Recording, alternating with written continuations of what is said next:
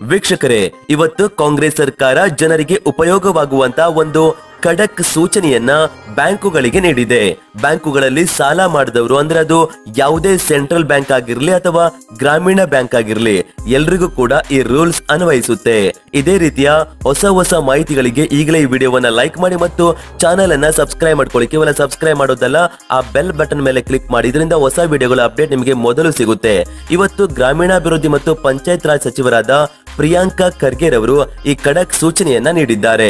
ಮಹಿಳೆಯರ ಆರ್ಥಿಕ ಸಬಲೀಕರಣಕ್ಕೆ ರಾಜ್ಯ ಸರ್ಕಾರ ಚಾಲನೆಗೆ ತಂದಿರುವ ಗೃಹಲಕ್ಷ್ಮಿ ಯೋಜನೆಯ ಮಾಸಿಕ 2,000 ರೂಪಾಯಿ ಹಣ ಫಲಾನುಭವಿಗಳಿಗೆ ತಲುಪುತ್ತಿಲ್ಲ.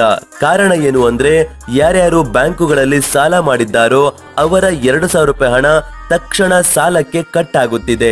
ಗೃಹಲಕ್ಷ್ಮಿ ಹಣವನ್ನ ಹಾಕಿದ ಸ್ವಲ್ಪ ಸಮಯದಲ್ಲೇ ಮೊಬೈಲ್ಗೆ ಮೆಸೇಜ್ ಬಂದಿರುತ್ತೆ, ಆದ್ರೆ ಬ್ಯಾಂಕಿಗೆ ಹೋಗಿ ಚೆಕ್ ಮಾಡಿದ್ರೆ ಯಾವುದೇ ರೀತಿಯ ಹಣ ಬಂದಿರಲ್ಲ. ಗೃಹಲಕ್ಷ್ಮಿ ಹಣವನ್ನ ಹಾಕಿದ ಸ್ವಲ್ಪ ಸಮಯದಲ್ಲೇ ಮೊಬೈಲ್ಗೆ ಮೆಸೇಜ್ ಬಂದಿರುತ್ತೆ, ಆದ್ರೆ ಬ್ಯಾಂಕಿಗೆ ಹೋಗಿ ಚೆಕ್ ಮಾಡಿದ್ರೆ ಯಾವುದೇ ಹಣ ಬಂದಿರಲ್ಲ ಅಂತ ಮಹಿಳೆಯರು ತಮ್ಮ ನೋವನ್ನ ಹೇಳಿಕೊಂಡಿದ್ದಾರೆ.